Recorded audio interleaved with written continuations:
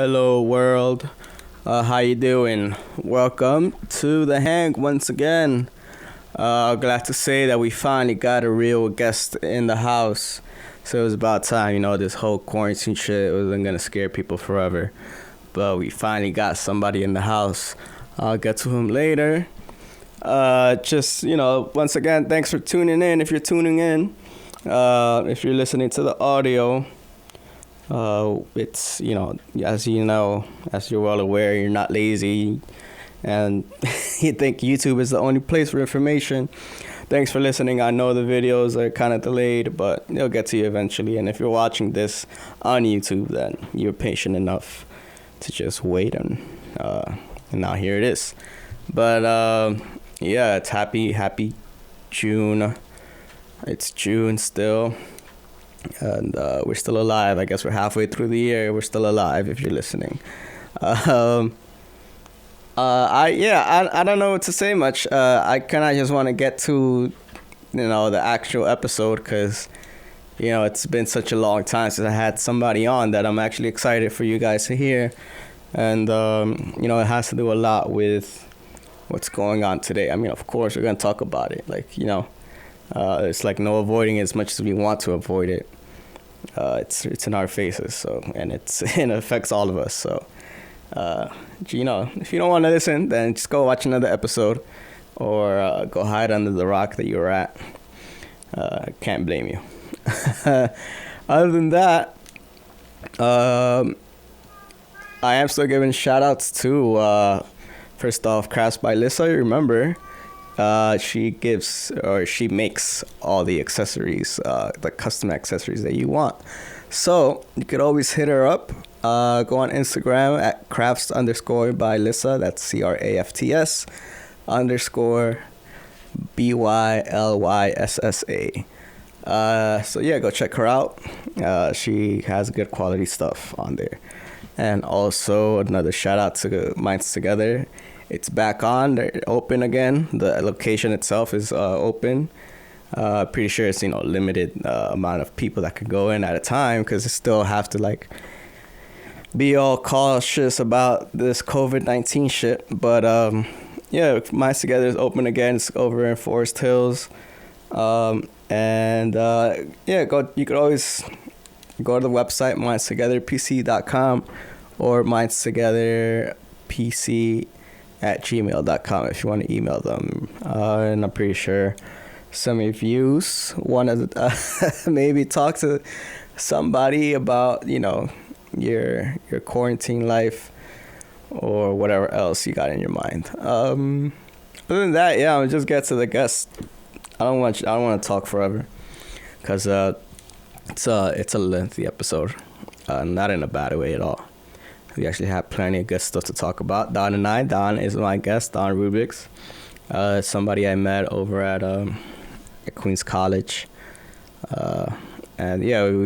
we stayed in touch, and he was able to come over, and just express what he thinks about all of this, what's going on in our current civil rights movement, basically. I hope you guys enjoy the episode. I'm about to play you, by the way, the way I met Don was because we used to record music together at Queens College. And actually I'm going to play you something that he made. Apparently it's 8 years ago. It's on his SoundCloud. By the way, I'm going to post all his social media and SoundCloud on the info. But definitely go check him out. Don Rubix, DonRubix, RUBIX. You could see that as I mentioned during the podcast, it's like you gotta watch out for these people who are just about the moment and just doing the shit for likes. But for me, you could hear in his music, and I've noticed that since I started recording with him that his lyrics are pretty they're real. It's real. It relates to what's happening, and he's definitely aware of how the world is, and he speaks to that through his music. So even 8 years ago, before I knew him, he was about this life. So I hope you guys enjoy the song, and I hope you enjoy the episode. Yo, never surrender. No matter on what real, stay true to yourself and be free to yourself. Be one with yourself. That's all I want you to know. Come on, man. Don't let no one control you. 800. We out representing that queen shit. 16 licks, plastered up the crib and took off with some clean bricks. I ain't talking about it, but I live like Floco. Ain't copping fake shit like Ice-T did Coco. Hollywood, homie. Man, that shit get crazy.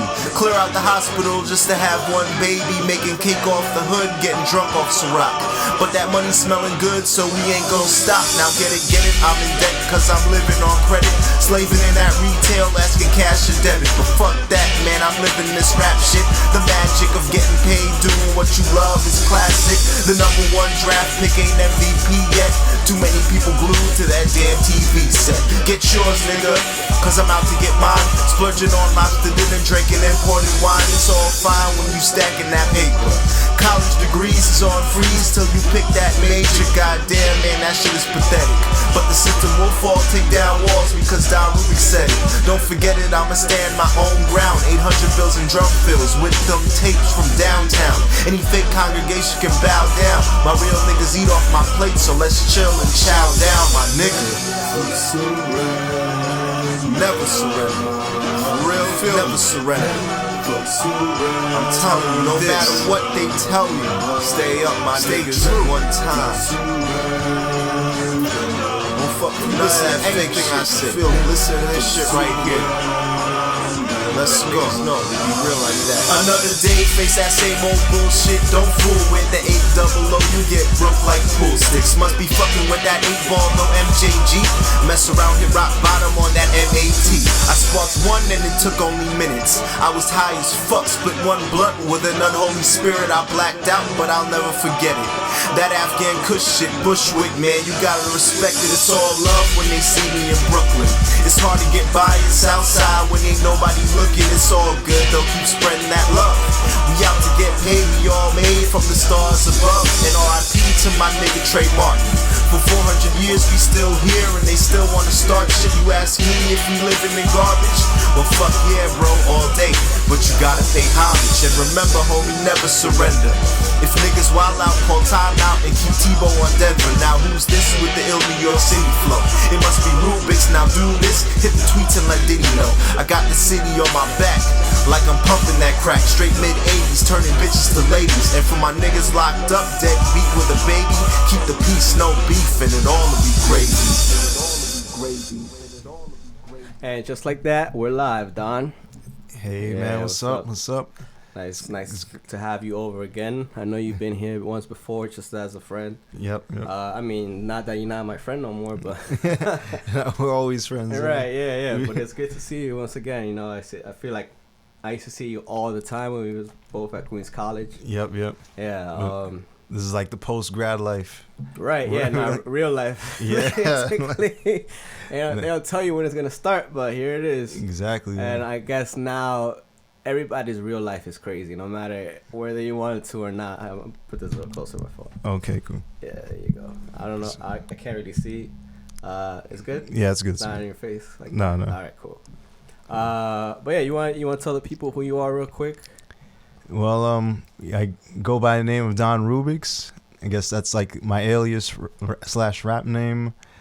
My real name's Donald, but everyone calls me Don. Yeah, definitely. That's how I know you. Yeah. Well, I guess I'm just a citizen of the United States. I'm a musician. I was a student at Queens College. I took English and media studies. Before that, I went to LaGuardia and took business management. So actually, I didn't even know you went to LaGuardia because I did too. You did? Yeah. Yeah, I graduated from there in 2011. Oh, wow. I think I graduated there 2012 or 2013. Oh. So, did you have your graduation in the Javits Center? No, we didn't. I think, oh, yeah, it was in Javits Center. Like, yeah. Or the Lincoln, I think, museum or something. Oh, okay. Yeah, it was, Lincoln Museum. So, yeah, they definitely need a big space for a big-ass school. Like. Yeah, true. And it's funny. Like, I remember I went with my mom and my sister. And I was like, to be honest, you could have gone up Yeah. until you graduated, because it's just like, you know, you walk across the stage and you just say who you are. Like, Yep. how they gonna know? Like, You just shake hands real quick Right, and say yeah. thank you. But just a little quick, I actually went to IAR. I don't know if you heard of that place. It doesn't exist anymore. Is it like the recording institute? Yeah, exactly. Yeah, I think I heard Institute it. of Audio Research, and they had their graduation in Apollo Theater. And that was Oh, honestly my best graduation ever. Like, nice. I think I worked at least 100 graduations by now, and then got to my own. Yeah, And yeah. I think that's the best graduation I ever seen, because you know, you first of all, it's the Apollo Theater, bro. Like, Yeah. that's world famous. It's up in Harlem and everything. Yeah, like it was cool. And a lot of then history. and then to top it off, the I guess the oh, come on, bro, don't bother us. Not right now. All right, that's the the cat wants to be a part of this. All right. You know what, guys? Time out real quick. We'll be back after these messages. More editing for me. All right, bro, come in. You either in or out. Come on. No, you want to be in here. Sorry. So, All right. Now watch you leave right away. Oh man. Typical cat shit. Come on. Yeah, I'll leave it a little open. Yeah, you can stay like that. You go in and out.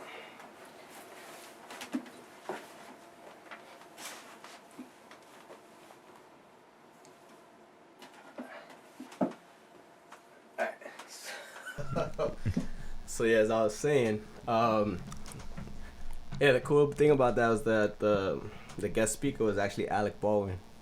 Oh, really? Because he lives I don't want to blow up his spot, but he basically lives across the street from where that place used to be. Oh, wow. There you used to see him like every morning walking his dog, getting his coffee and shit. Wow, that's And this pretty... was when he was like in the TMZ and shit like that. Yeah. He was in it a lot.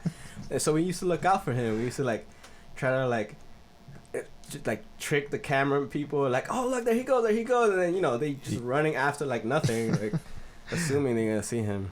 But yeah, he was cool. Like, he actually used to talk to us, have conversations. That's cool. And he just decided to roll up like, hey, let me speak at this graduation. Yeah, I mean, I'm assuming, you know, they approached him and they asked him, but like, yeah, he knew his own shit. Like, he gave like a good ass. I don't remember exactly what it was. Yeah. But he gave a really good speech. Like, he knew his music, and he knew, like, I mean, obviously he's been around for a couple decades. Yeah. So he's seen the evolution of music and like the quality of it, basically. True. Yeah.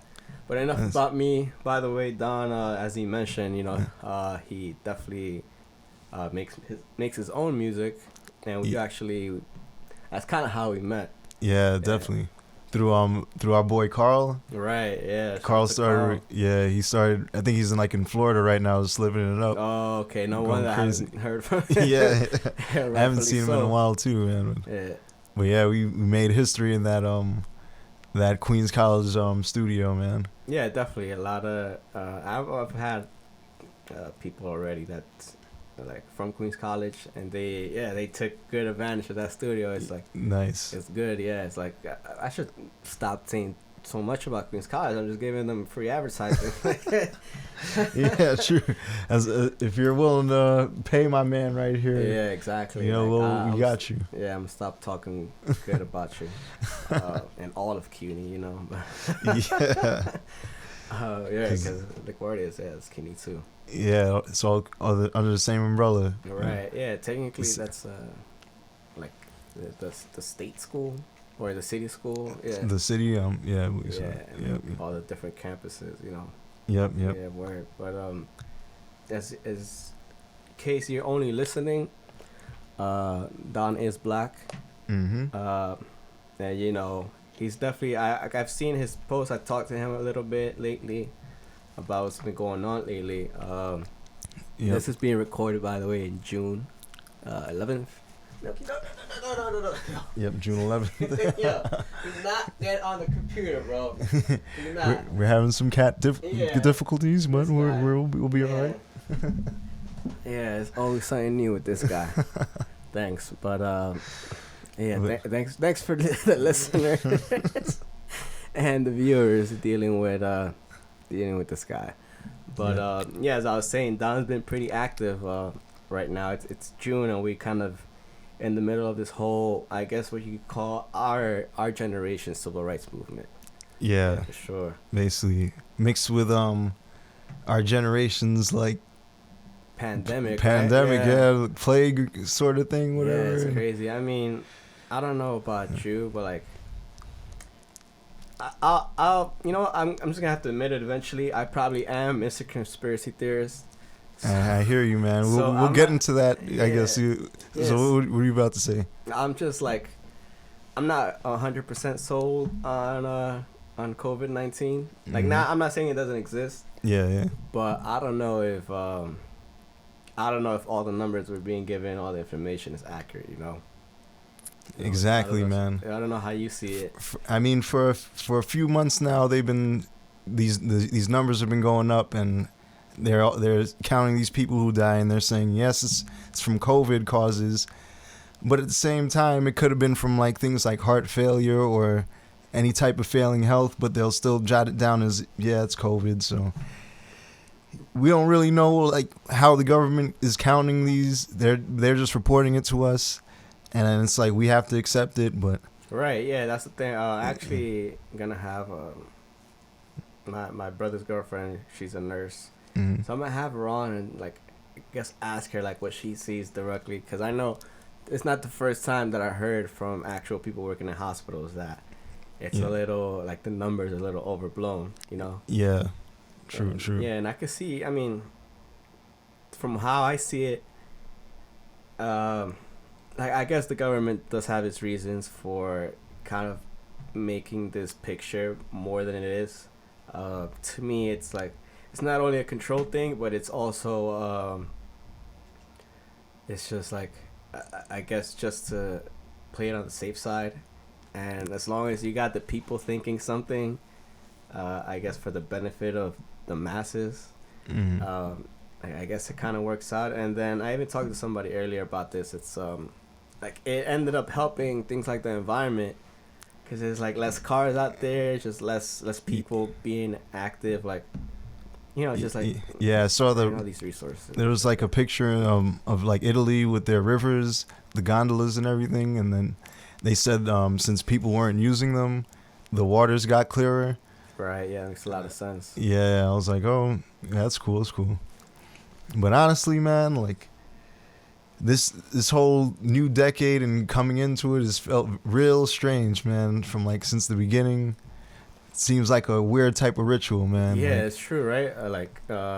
It's like, I mean, I won't say this. Like, I hate saying this, but it's like Kobe's death was exactly the ignition and like the starter that got this whole crazy thing rolling. I mean, it's like a roller coaster, man. After that, like even at like the same week of 2020, I think we were talking about like World War III. It's about to be China and U.S. going at it, right? And everyone was like scared at that time too. But he was still making memes about it. And then from that, we go to I guess the COVID situation where like all of a sudden everyone's life just changes. People lose their jobs. Now they're telling you, oh, you have to stay at home. Don't social distance. Don't go near anyone. So it's kind of like all like a sudden trauma or something, like where everyone's like shocked at the same time, like a culture shock. Yeah, for sure. And then today here we are, and even in the midst of all this craziness, it's like still we're going through like civil rights, and we see that like damn, black people are still getting killed by police officers, and there's like still no justice for it. So. Yeah, it's crazy. Like unless you're 60 and older, you never seen anything like this, you know. Mm-hmm. Like the last time I could think of is back in the 60s, you know, like what we think as the time out. It catches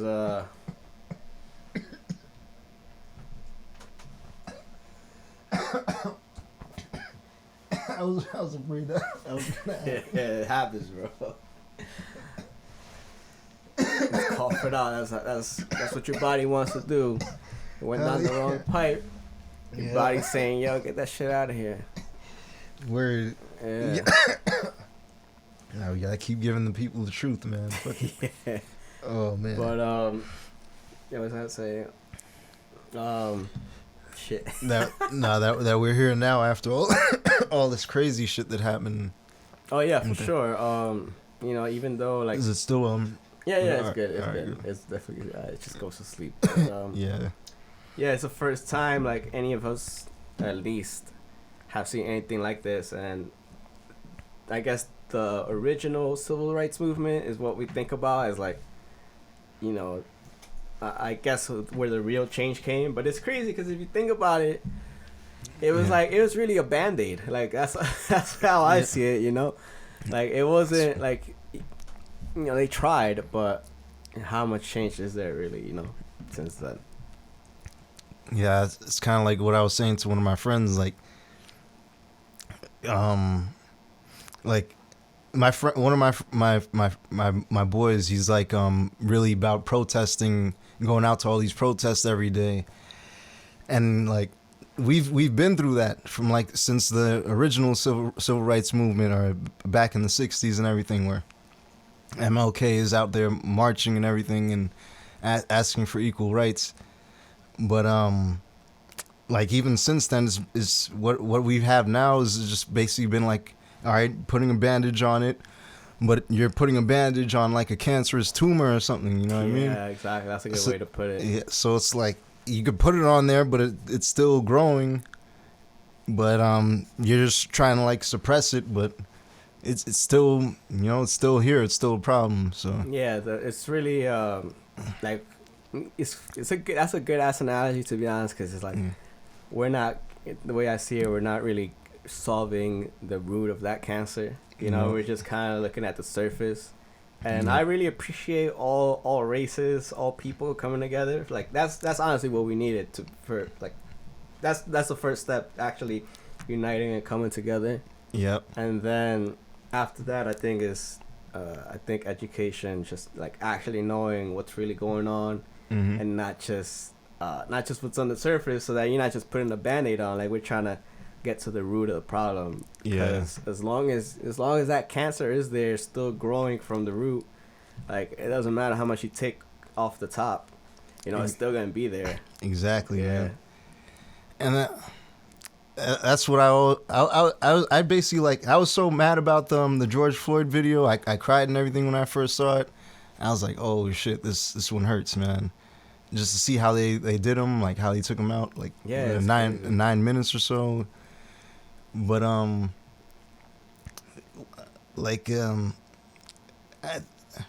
wait, I kind of lost my place, but yeah, it I don't know, it just seems weird, man. Like how everything because right now you see everyone rising up. Like it's not, you see like Black Lives Matter isn't just like a black problem, it's like a problem for all people. That's why everyone's like during a pandemic left their house to go in the streets and like try to like fight for like these civil rights. And it's like it's all people doing this, but I kind of like took a step back and looked at like all the whole equation, the whole system, and it's like all these people who are on the streets, they're like fighting with signs and like they're chanting and everything. But on the opposite side of that, you have like basically a military police force that are strapped with guns, and they have tear gas and sticks and everything. And it's like, it's crazy because even back then in the 60s, like they were sicking dogs on people and like fire hoses and everything. But it's still kind of like that. They haven't done like those tactics, but it's still like you have an uprising of people, but then like the police force kind of like suppresses that. They give you a curfew and everything, and then you have to go back home and then come back the next day and you're yelling in the street and taking a knee. I went to the protest. I took the knee. It hurts, man. Cause like Kaepernick was doing it on like football fields, soft turf, but like people out in the streets doing it on concrete. Right. And it's like, damn, man, like it's crazy like how we have to suffer because of like this messed up criminal justice system and like racism and this man dying. We're all out here upset. Yeah, but it's for like, sure, man. It's like, yeah. I see it like, I mean, it's obviously not, it obviously didn't start right now. Like, it's been going on for a while, but Yeah. I see it as like, we're at war with our own government, and the police is kind of the frontline pawns of the whole thing. And Yeah. it's just, to me, it's crazy to think that, like, that's a thing, you know, that, like, we're fighting our own people. It's kind of like somebody asked me, like, do you think we're going towards a civil war? And it's like, that's kind of it right now. Like, and if you think about it, I mean, it's sad that we're the ones that are unarmed, and the most we could do is, like, you know, have, like, signs and whatever. Yeah. And, you know, have symbolic movements that, like, we could show what we want. But yeah, to me it's a lot of symbolism too, like the fact that, like, I don't know if you've seen George Floyd, but the guy was like 6'5", dude, like He was 6'6", yeah, man. and then the policeman was like, I'm assuming like 6 feet or shorter. Yeah. And to me it's just like, it's very symbolic that somebody like that, somebody that big was murdered by somebody that small. And it's like, and it's, yeah, and then you see all this, like, I mean, I hate the fact that it's happening, but you see all these like all these racist people just doing the same thing, like trying to send that message on Instagram. So to me, it's clearly a message. It's like, it's not just like the actual murder part. Like, obviously that shouldn't ever happen, but Yep. it's like, it's like the message you're trying to send is clearly, you know, that, like, we have our foot down or our knee down on you, so you can't actually rise up. And, you know, whether that's how he was raised or they taught him that in the police academy or wherever along the line, you know. Yep.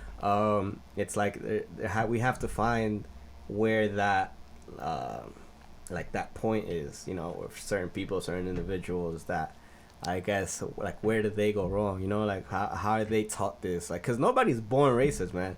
Everybody It's all picks taught it up eventually. Yeah, conditioning and yeah. So depending on how you're raised, where you come from, it's like it's gonna be there. Like, for example, me, like, when I was living in Mexico, Yep. like, I didn't, first of all, there's no really black people in Mexico, even though there's different shades. Like, Yep. we're all Mexican.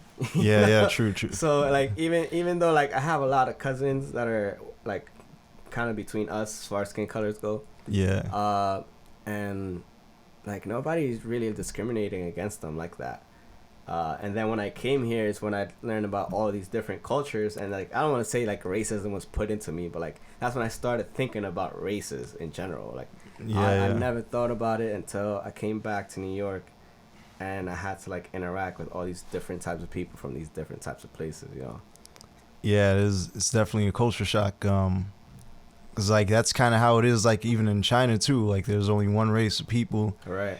Or like, I guess Germany. Yes, you would see like other like ethnicities out there, but it's usually white people out there. Or like if you go to some countries in Africa, you only see black people. Right. So, like, yeah, America is like the melting pot.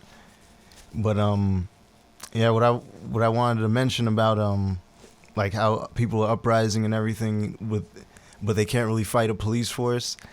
It's crazy how the Second Amendment of the Constitution is like suppressed like with all these like I don't know if I know there's like some people who probably uncomfortable with like having a gun for protection, but it's kind of like what it says in the Constitution with a well-regulated militia being necessary for the security of a free state. The right of the people to keep and bear arms shall not be infringed. So that's basically saying, like, yeah, you have the right to bear arms, but there's like no laws that should be able to infringe that, but they still created laws where it's like hard for you to like own a gun as protection or to even carry one around.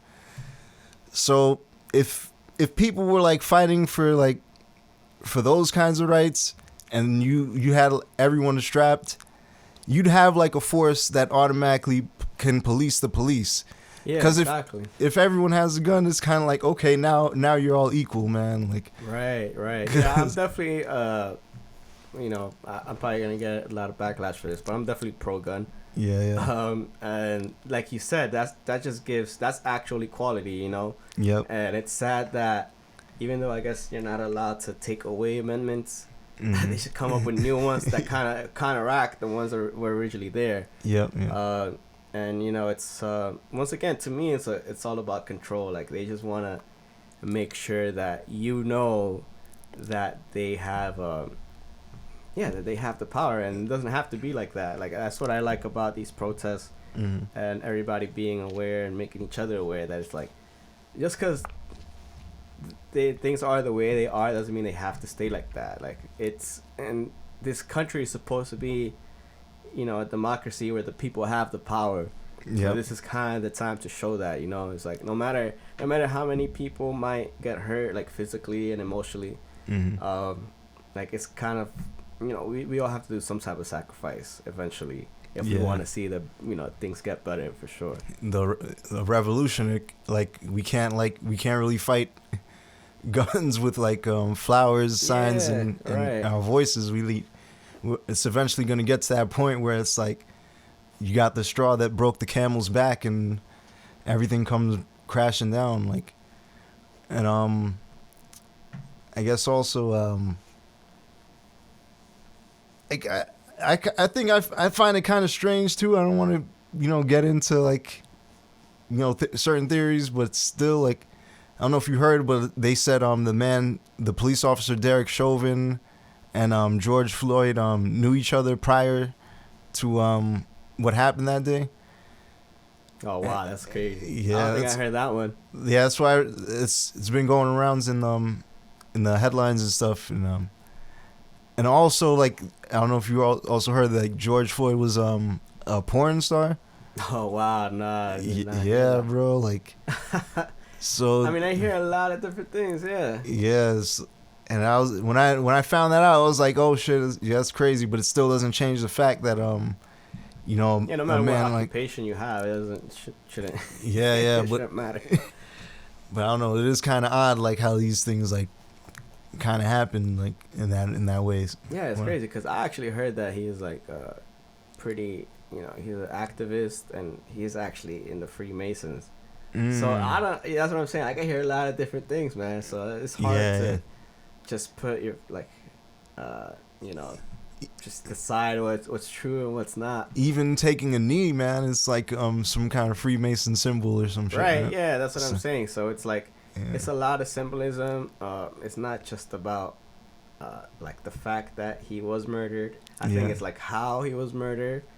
And it's kind of like a sacrificial lamb, man. Yeah, and like, it's like, I don't want to say that Kobe was the same thing, but it's like, that's kind of my... So out of left field that, like... because, I mean, he was such a huge influence worldwide, like, if he told you to do something, you probably are going to listen. Yep, true. And imagine if he was around right now, like, with this whole, activist movement. Exactly. He definitely would have been out there. Yeah, and that, like, I was in the Facebook comments. One of my homegirls was arguing with, like, some, I guess you could say, some racist dude, Mets fan or something, and he was just like, "Yeah, you're saying all lives, all lives matter. It's not just black lives or whatever." So I decided to get into the comments too, and I looked at his, like, pictures and stuff, like, who is this Herb? And then, like, his third picture down, he had a picture of Kobe Bryant, like, his, like, doing his thing, like, like the greatest and shit.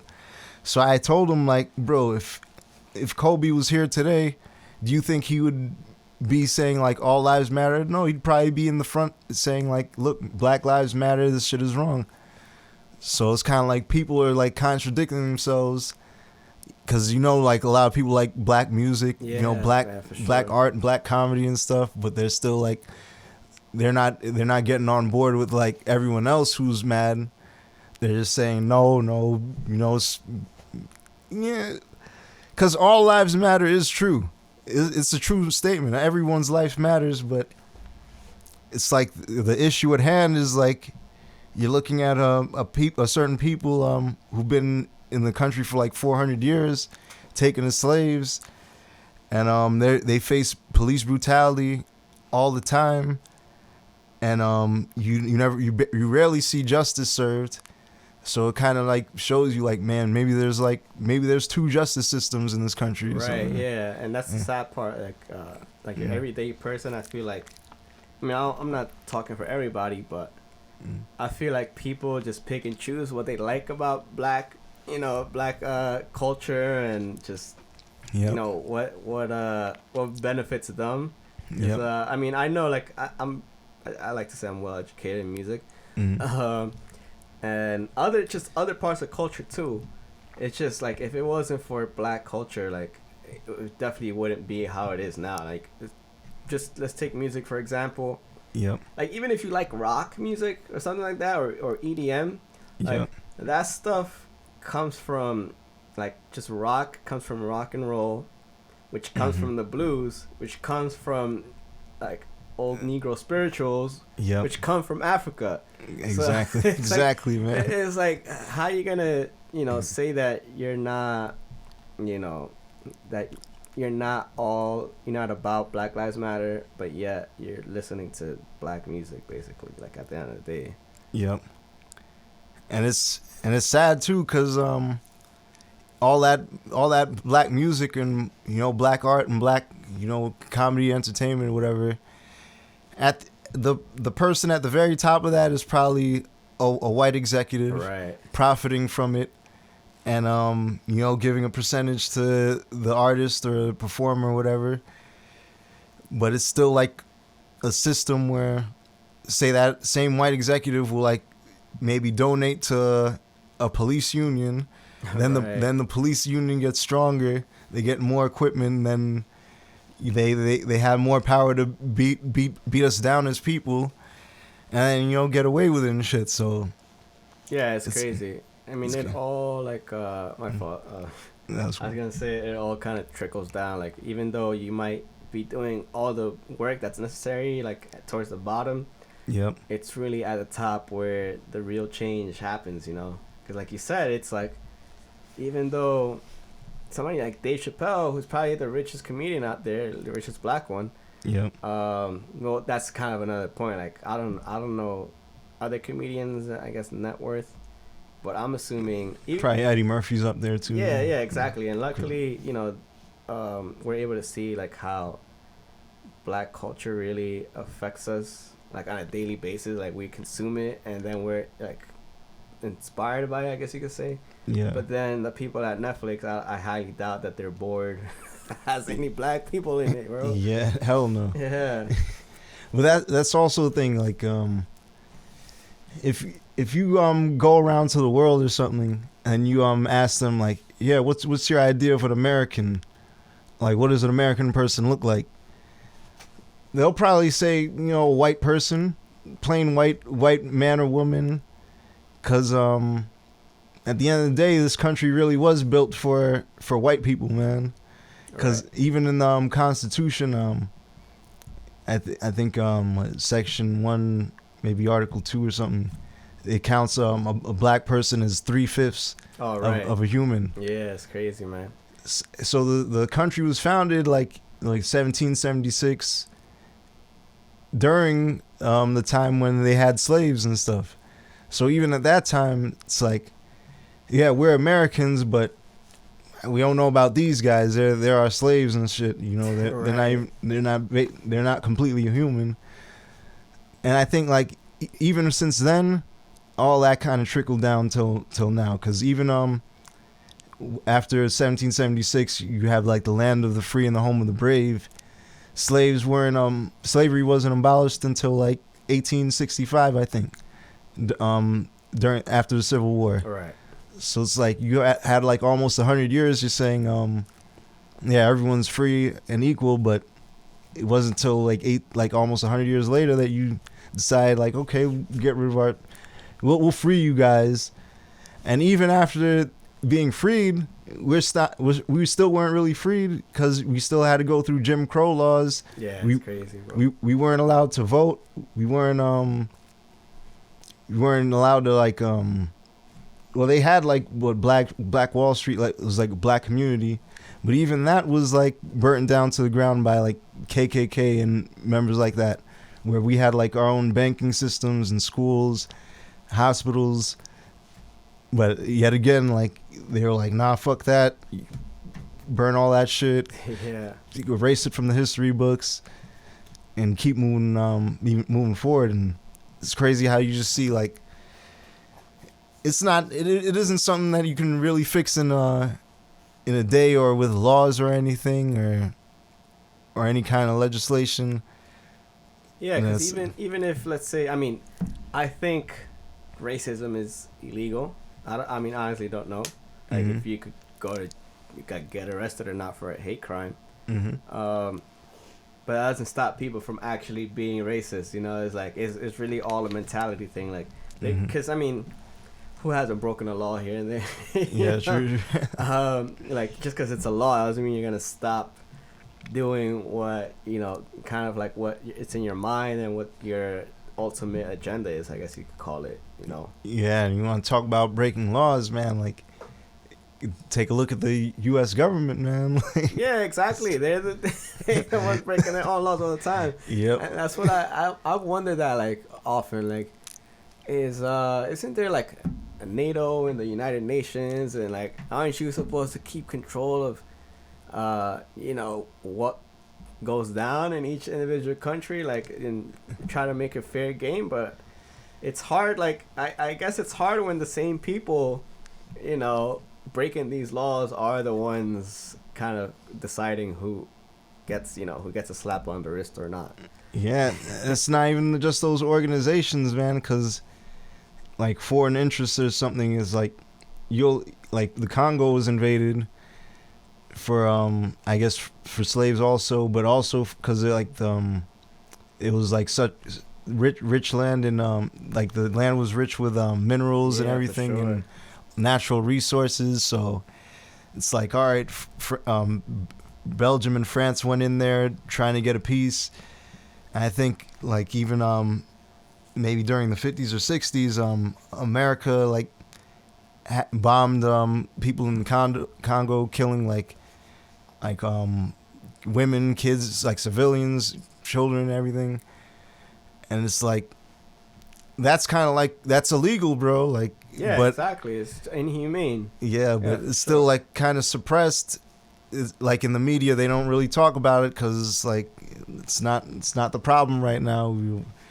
Yeah, so actually, nobody really talks about it if you think about it. And the fact that, you know, like you said it, like the Congo is one of the richest countries as far as like natural resources. Yeah. And if they wanted to, they could probably be one of the richest countries, like if they formed the military and all that. But it's so sad how if anything, they're one of the poorest countries. Like the exchange rate is crazy. Like if you take $1, you get like thousands of whatever their dollar is. Yeah. And you know, there's always like, you always hear about people like just like simple things like water, like, you know, like, they have a hard time getting. Like everybody should have like drinkable water, and the fact that they just have a hard time surviving because of, like you said, Belgium, France, United States, whoever you could think of that, you know, likes to go in there in the name of democracy, whatever the fuck they want to say. Yeah. They want to say.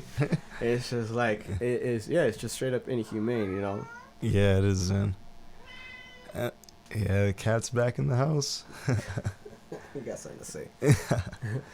But yeah, man, even low key, I've researched the Democratic Party, and they have their roots in the KKK, man. So they started off like supporting like all that segregation and shit, and I believe what it was like John F. Kennedy, like he was kind of like a figure that was like, all right, civil rights.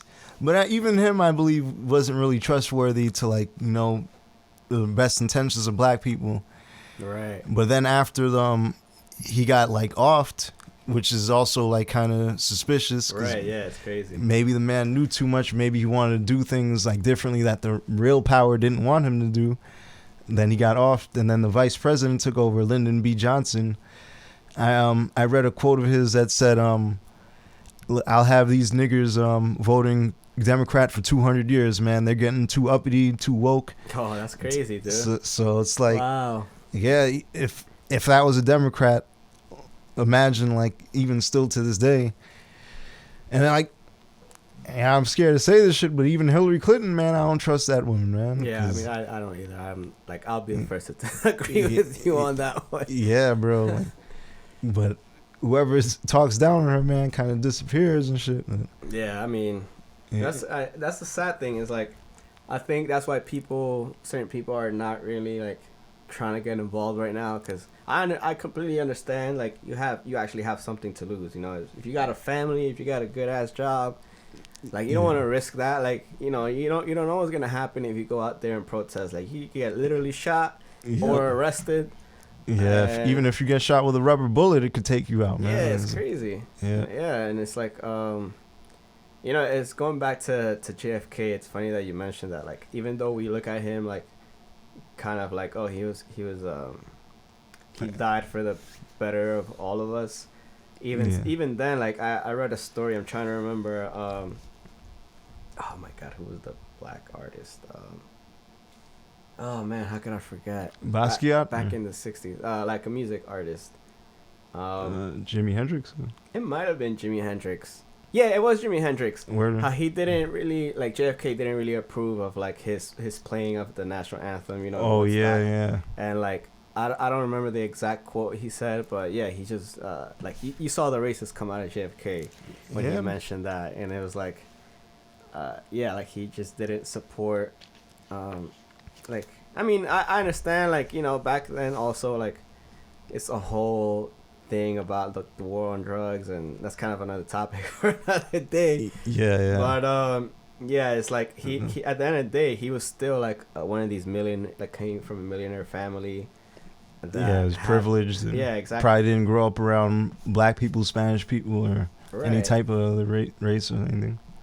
Yeah, for sure. So he still had it, you know, even though he probably, I think ultimately he did care about the people. Mm-hmm. He still had his own, I guess, old ways, I guess you can call them that. Where I don't know if it's necessarily his fault that he was taught that way. Yeah. Or that's how he came up. But, you know, it's like, you definitely gotta look past, like, what you see, you know, past that facade that everybody gives you. Yeah, sure. And I feel like it's kind of like indoctrinated in the DNA, man, like, of this country, like, where you're most likely might have racist tendencies just from I guess the education of it all, and the stereotypes and what they show you on the media. And it's crazy because even like when I was in Queens College and taking my English courses and everything, a lot of the text we were reading had to do with like black culture and stuff like that. And I don't know if it's always been like that, but it seems like they're making a push to like educate people on black culture, but it's kind of like it's still like slave narratives and shit. So I think kind of low key that that puts in the minds of like students where like, oh yeah, black people were slaves, you know, like, so, you know, this is probably why they are the way they are and shit. And, right. And it kind of like stokes the flames of racism a little bit. And right. There's definitely some truth to that. I mean, it's hard to not, like, I even think of it myself, like, my bad tendencies. Mm-hmm. I just try to think of like, how did I even get them? Like, you know, and sometimes I think you're right that they're just like maybe genetically passed down. Yep. And you know, depending on how far your lineage goes, is like, you know, I definitely have some European in me, obviously, because my last name Velasquez, that's not Aztec. Like, yeah, true. So, not saying that I'm racist, but like, I wouldn't doubt that, like, I think the way, like, I'm just gonna give you an example, like, by the way, I live out here in Flushing, and if you didn't know, that's like the Queens Chinatown. Flushtown. And like, I whenever I drive down Main Street, I'm like I can't help, like, I know this is kind of fucked up to say or think. But it is kind of in the moment. I'm just like maybe frustrated that there's so much traffic and shit, and I'm like, how could a whole race of people be bad drivers? Like, yeah, that's the thing, man. Like, yeah, and it's like it's a stereotype, but then when you see it for yourself, like how many times like I almost got into car accidents. Yeah, it's a little hard to like look past that. Like I tried, I have Asian friends that like, I get along with fine, and we might joke around like, oh, let me drive, like and it's all fun and games, but there are some there's some truths that aren't necessarily, I think, racist. Like for example, like the fact that like somebody from India or Mexico might like spicy food. Like, is that really racist? Like, or is that just like a product of your environment? Yeah, it is kind of like a cultural thing. And it's true. Like everyone is. Yeah, it's getting a little hot and heavy there. But it's true that everyone is like, we're all the same race. But if you have like a tribe of people, a certain tribe of people like geographically located somewhere, you'll have your differences. So it's kind of like a cultural thing. Like the Chinese man doesn't necessarily pray to the same God as like the African, like, or Nigerian man or something. So even though like you're still human, you still kind of have your differences, but there are still like ways that we come together even through cultural like traits. Right. Yeah, for sure. And that's what I love about New York City, and I mean all of America really, but specifically New York City, like the definition of a melting pot. Yeah, especially Queens, man. Yeah, exactly. Like, yeah, it's I think that's why this is called the world's borough. Yep. There's literally hundreds of countries represented here, dude. I think it's the most ethnically diverse place in the world, man. Yeah, for sure. Yeah, and you see it like as soon as you walk outside, like you walk down the street. Yeah. It's like, for example, Queens College, like I feel like they accept everybody from that lives in Queens. Yeah. But thanks to that, you're able to interact with like somebody from Nepal and like South Africa, Brazil, and like Greece. Yeah, and like maybe I don't know, Canada. Like you probably have some Canadians. Yeah, I knew a Canadian in Queens College, and white dude. Yeah, and it's funny because we, like you said, you think American, you think Canadian, you think like some white guy. Yeah. But in reality, like, well, first of all, I mean, you and I are technically American, and we're not necessarily white. And then, you go to, even if you go to Germany or Canada or somewhere where you think it's like, somebody blonde, like they still have a lot of, like Middle Eastern people or like Africans. Yep. Yeah, and you see it like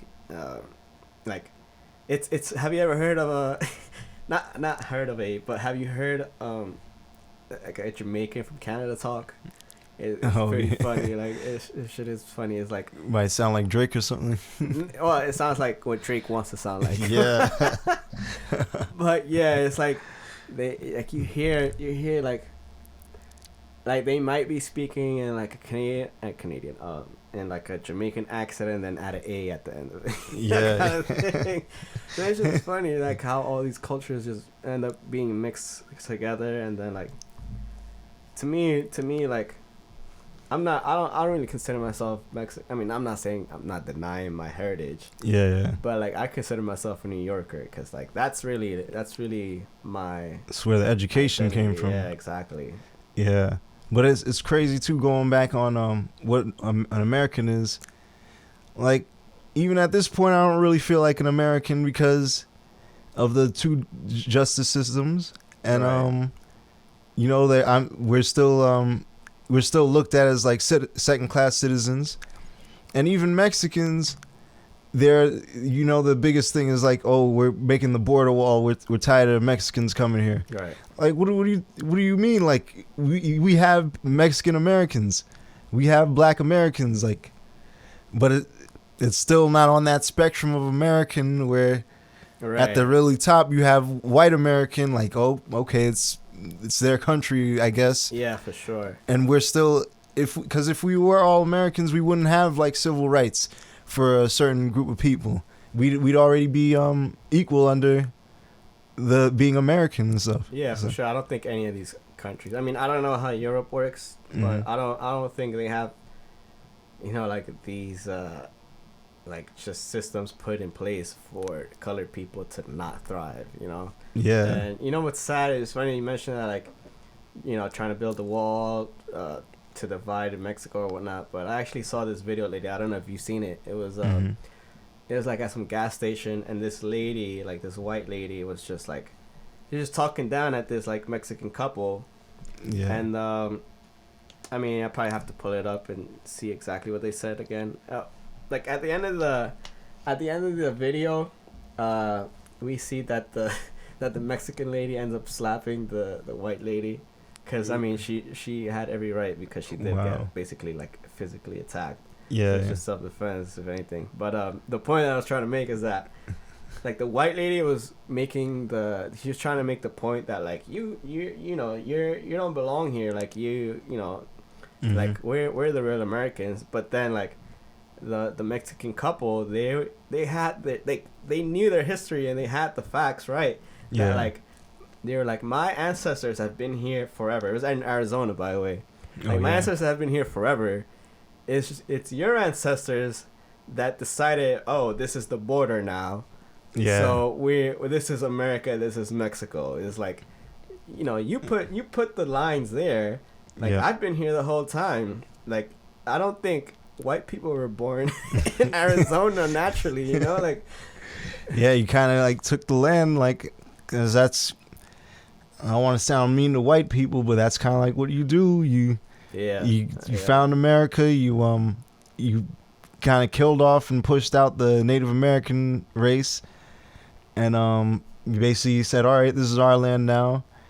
Kind of did the same thing in Haiti and Dominican Republic, when they pushed out like the Tainos and brought in like more slaves, right, from like Portugal and France. And it's like, all right, this is our land now, but it's kind of like, there's a history of this, and it's like, I kind of see what you guys are doing, man, and it's just not right, and it's something that's passed on from like generation to generation, because the wealth that you made from like all those places, and free labor and taking the land for free, and then you profit from all that. It kind of brings us to this day where most of the billionaires are like white men, and you don't even see a lot of women or like, you're right, black women or white women, but or black men. So it's kind of like all that power has been centralized through like years of kind of like shady tactics, man. Yeah, for sure. And like, I hate, like, I hate the fact that a couple white people make all the white people look bad, because I'm pretty sure you and I both know plenty of good white people that we're friends with. Yeah. Like, there's nothing wrong with like your average white person. It's just that, like, those small amounts of people towards the top that are just like, I'm assuming like control freaks or something, that they just like.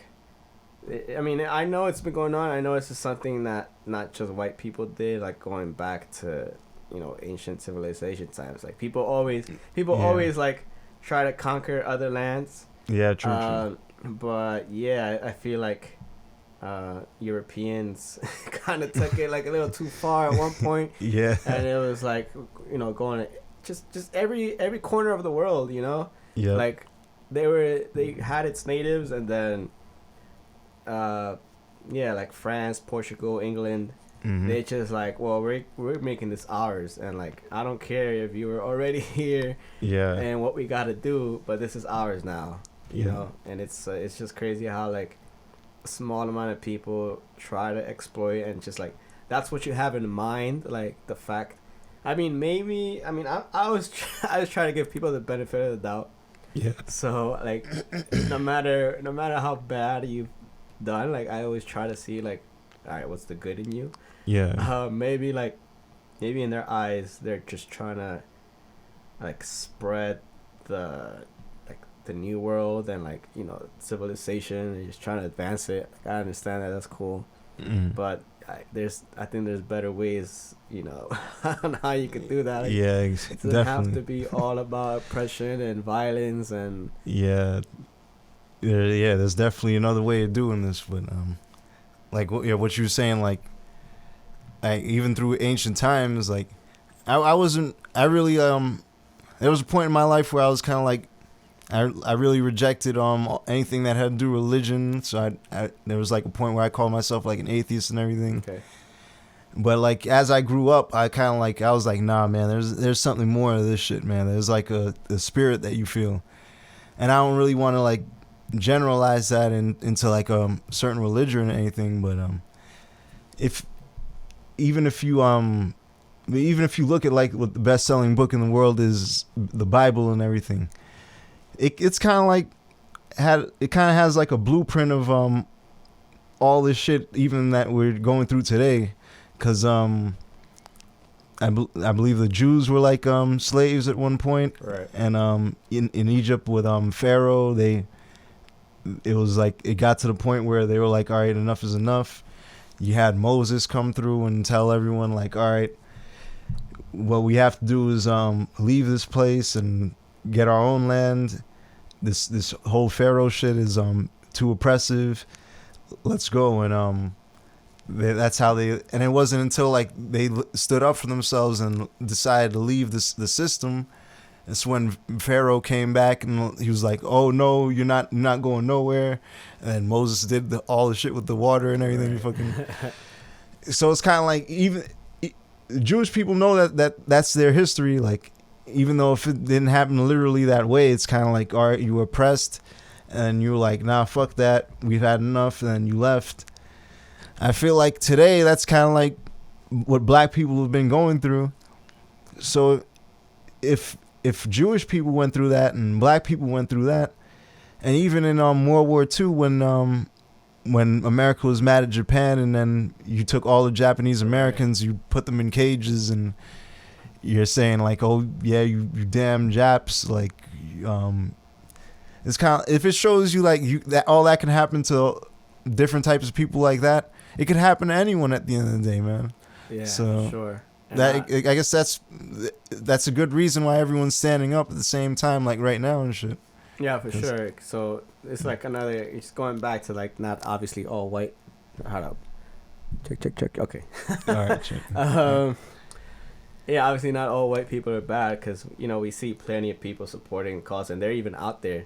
Yeah. Like more than some colored people. Yeah. But and they even talk like they get it, like, you know, like, and the fact that, you know, luckily now, like our generation and just people born, you know, in this past century, like thankfully that mindset has like kind of been thrown out, and not completely obviously, but like everybody by now recognizes that it's not like there's no real benefit and like saying that my race is better than yours, or because it's not true. Like, it's definitely not true. Like, whether we might be better at one thing or another, like that's the whole point of coming together, you know, to help each other out, like, and make each other's weaknesses strengths, kind of thing.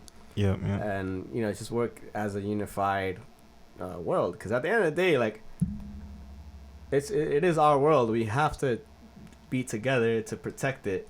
Like, I mean, I don't want to get too crazy, but like, let's say aliens fucking come. Like, let's see who's going to protect you people. Like, you know, like, we all have to protect each other, whether it's like, you know, whether it's against, like, I hate to say it, our own race, our own human race, or another one. Like, we have to, like, stay here together, you know, just for the benefit of mankind. Because if it's not, like, imagine if COVID was really like a big serious thing, whether it was or not. You know, like, the fact that we were all actually able to come into agreement that, like, this is dangerous, like, for our human race, so we have to just, you know, work together and just stay on the cautious side. Like, that's cool. That's the good part. But to me, the bad part is that, like, I feel like that was just another control method. Yeah, definitely, man. And speaking of that kind of control, I think it's weird how George Floyd died, but it didn't take it took like almost a week or a week and 1 day for them to really arrest all those officers. Meanwhile, all these people are outside protesting. And I think it's kind of weird because all those people in the street protesting do not support Donald Trump as president. And if it's true what they say, that there's going to be like a second wave of the COVID, I'd be real suspicious if it happened to hit around election time when Donald Trump needs the votes to get reelected. But all these people who are out protesting right now, it'd be weird if they were sick around that time, and then right. some shady shit happens, and then the numbers kind of sway one way, because you don't see Trump supporters out there protesting, talking about Black Lives Matter or whatever. That's not what his base is fighting for, man. Yeah, for sure. Yeah, exactly. And it's a little, I mean, I guess we're kind of getting into the politics side of it now, but to me it's a little sad that it's a lot of factors kind of leading us towards like him trying to just get reelected. It's like whether it is whether it's COVID that doesn't allow us to go out and vote. I mean, obviously people can vote from home. Yeah, true. So just be aware of that. Yeah. Like people, like even to be honest, like even the Democratic candidates, it's like, why are you giving us these people that like aren't necessarily better? Like in my opinion, it's kind of, we've had like this is the 45th president. Only one's been like half black. It's crazy. It's just a long line of white dudes, right. And now we're going back to white dudes again at a time where we really talking about civil rights. And I remember it was like a week before this whole thing, George Floyd and everything. Joe Biden was talking to Charlemagne the God, and he was saying, right. Like, hey, if you don't vote for me, if you vote for Donald Trump, then you ain't black. And it's kind of like, okay. Like you're taking one step forward and like 2 steps back, man. Because right. Yeah. What are you trying to say? I'm not black.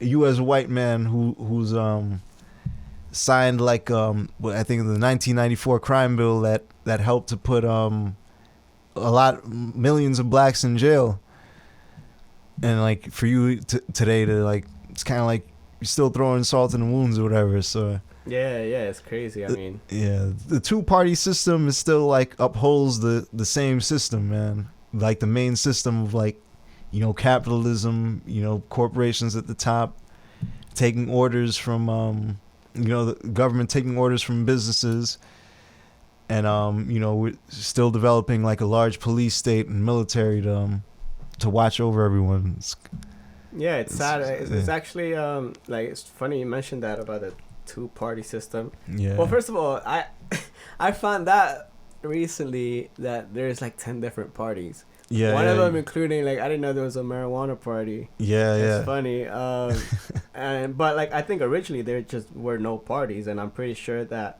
that was the reason. They're like, we don't want you to vote because we're in like one category or the other. Like, we just want you to vote for the best candidate. Like, no matter what, what team he represents or whatever. Like, the team is supposed to be a United States. Like, exactly, man. That's the team. And it's like we're still not even united to this day, man.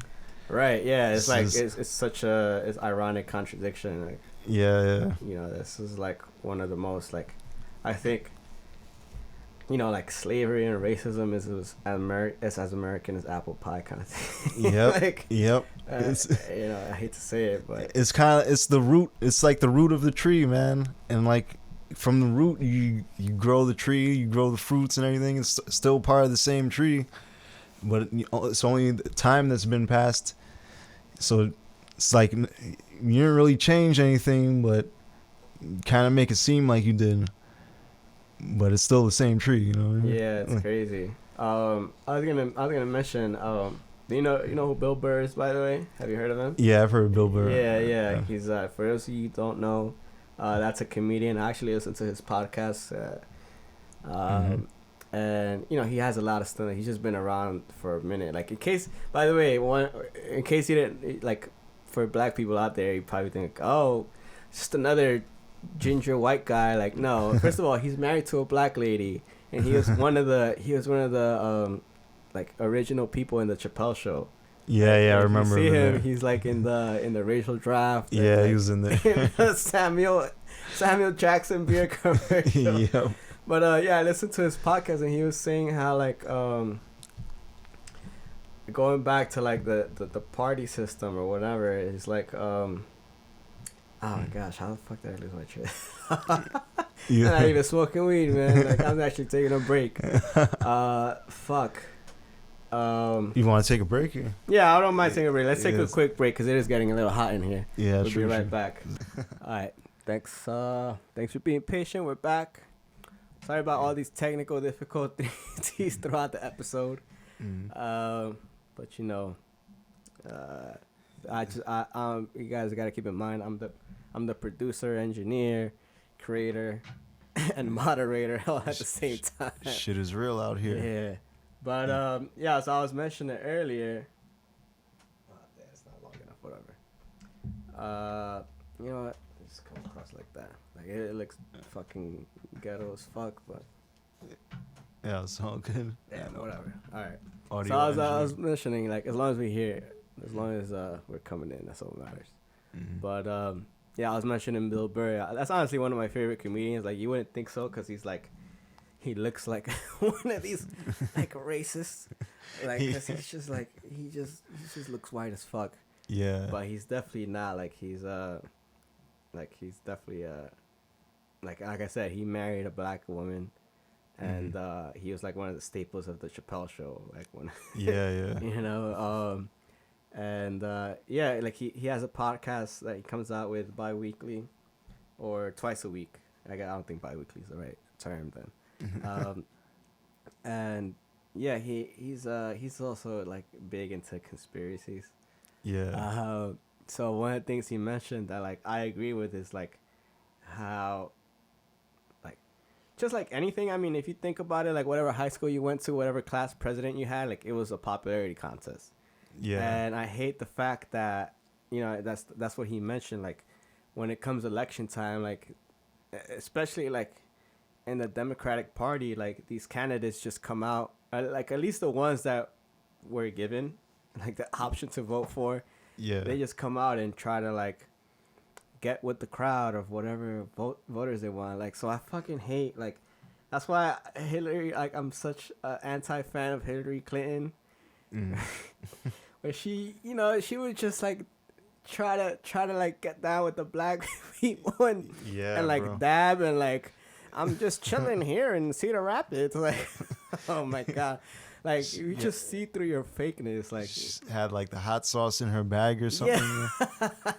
It's like, bro, you're not fooling anybody. Yeah, man. It's like, we know, like you said, where you like she's not the only one. Like Biden and Bill Clinton and like even Obama to an extent. Like, you're putting these like laws and approving these things that are like not for the people, like which you claim to be about.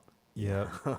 And it's crazy too, because I think I cried like the first time when Obama got elected too, and because he was all about like the change and everything and all that. Right.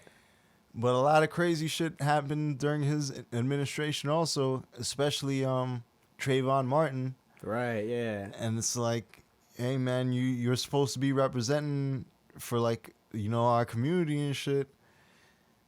But you get to the point where you see like, okay, Trayvon Martin wasn't the last.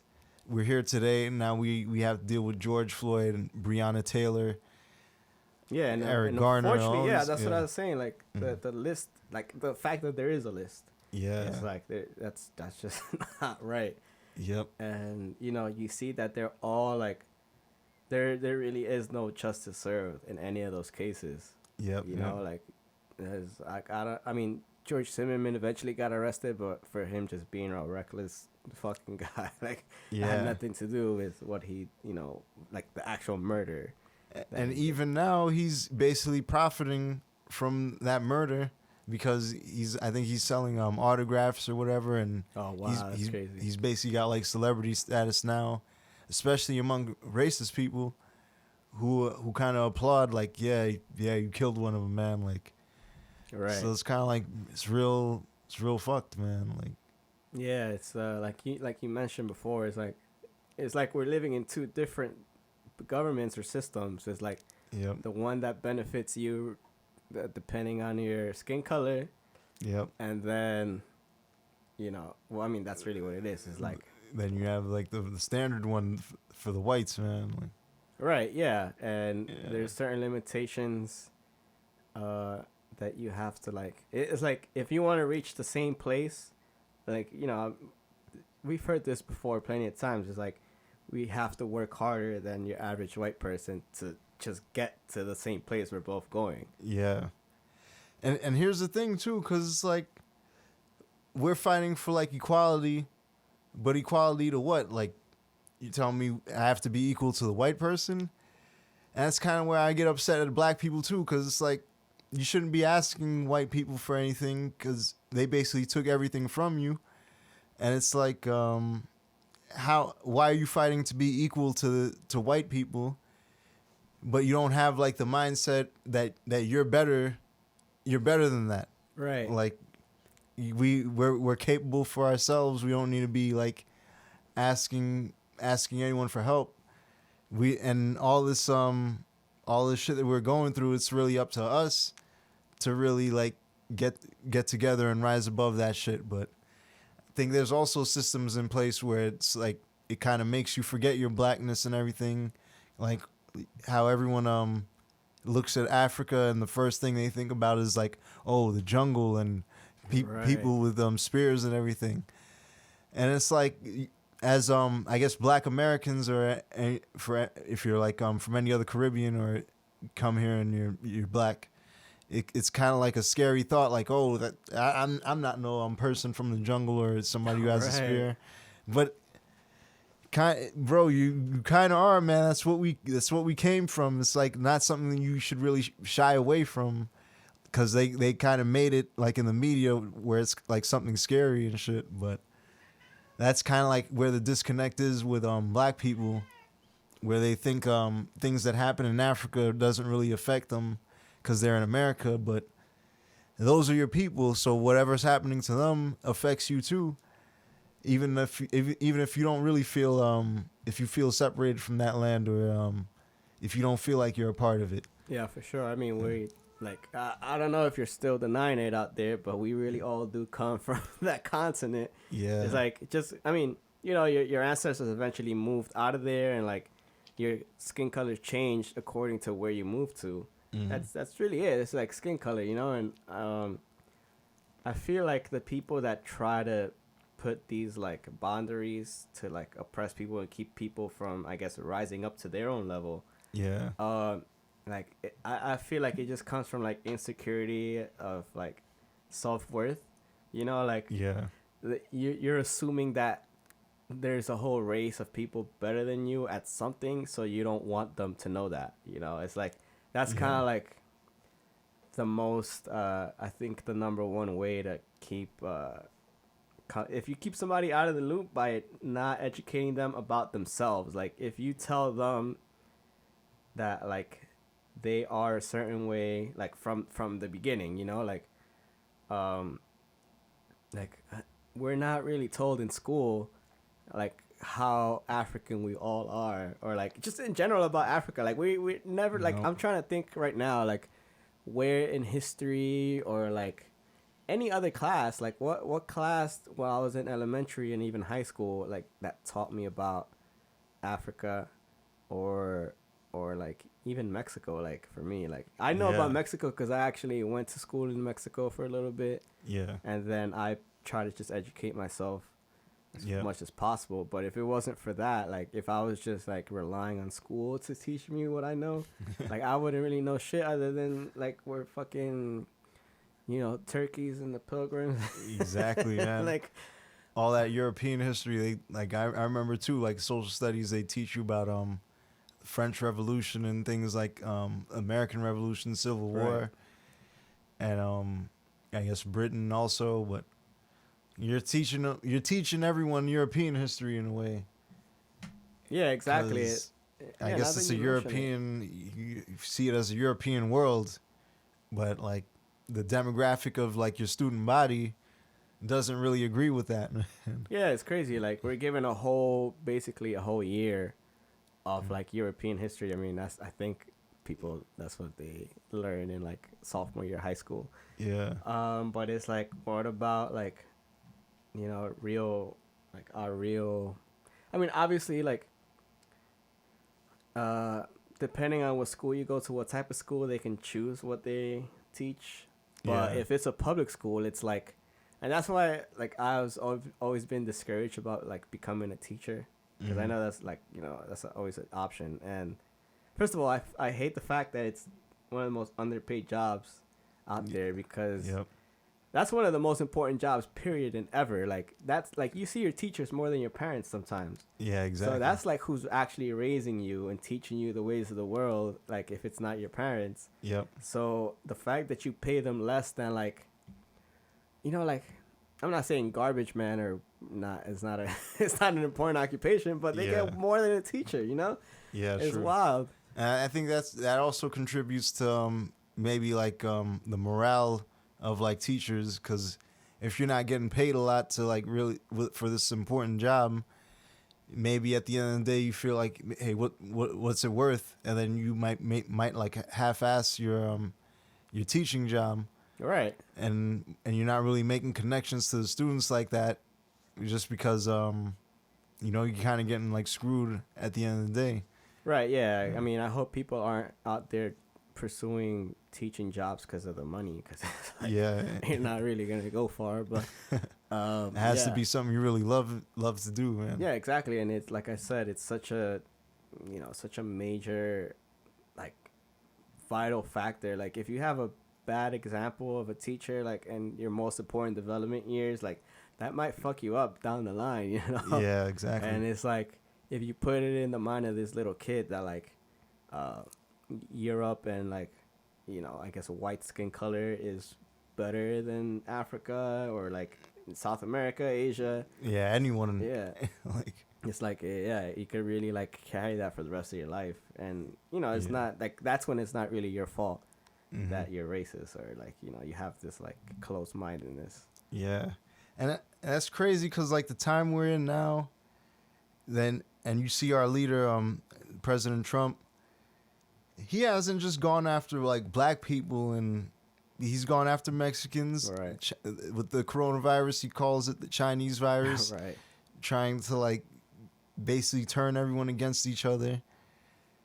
And it's like if anything, it would be now to really see a revolution, because you see you got this guy who's basically like fanning the flames, making it bigger. So he's kind of like a tyrant in a way, in that way too, because and America's supposed to be anti-tyrant. Right, yeah, that's the whole point of this country. Like, we're trying to leave that monarchy system that like one person controls everything, and it's like even those places, they have their what do you call it? Their parliament, or just people that are gonna like keep in check the one person that is supposed to like have the power. Yep. But in reality, that's what these checks and balances are for. It's like so that because we hear it all the time, like absolute power creates absolute corruption. Exactly. And if you like somebody like Donald Trump, who probably like, who just wants he just wants attention and respect and whatever, like, and he just wants the clout. He's just like, it's gonna get to his head, and not gonna think about like what he's there for. Like, to him, this is like still the apprentice. Like, he's making. I mean, I'm not gonna lie. Like the shit he says is funny, But the fact that he's the president, like, you're not supposed to do that, bro. Like, if you like on a stage doing stand up, yeah, good job. Like, you're doing a very good job. It's funny for the memes. Yeah, exactly. Like, but it's like, bro, this shit is real, man. Like, yeah, like, you're the president of the United States. Like, this ain't just like some reality show, like popularity contest. Like, you're supposed to be like improving this country, and then, you know, because we have so much power, like, as far as like globally, like, eventually what happens here happens in the rest of the world, you know. Yep. And it's crazy how he was threatening like American citizens with the military. He's gonna put the military out on you to make sure like there's gonna be civil obedience and civil rest. And it's kind of like, bro, you can't really do that, man. We're like the blood of this nation. Where you're supposed to be like doing things in the best of our interest, not really in your interest. So it is scary, and I don't know.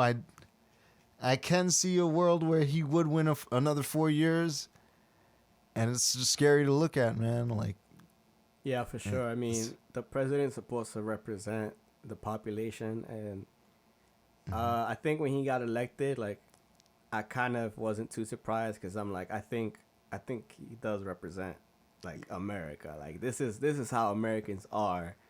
Yeah, unfortunately. And then, like, I think now, like, that is changing, and like people are, you know, like, people, at least the people that are not like supporting his ideas and like what he represents. Like, yeah, I think these people are like finally starting to come out, and hopefully, I mean, that's another thing too, like, just the whole system, like, the whole voting system is very flawed. Like, as much as I want to vote in the primaries, I can't do it unless I pick a party. And like, since I'm not officially in a party, I can't vote for, you know, who's going to be like the Democratic or the Republican nominees. Yeah, true. So it's like, how am I really being represented? Like, you know.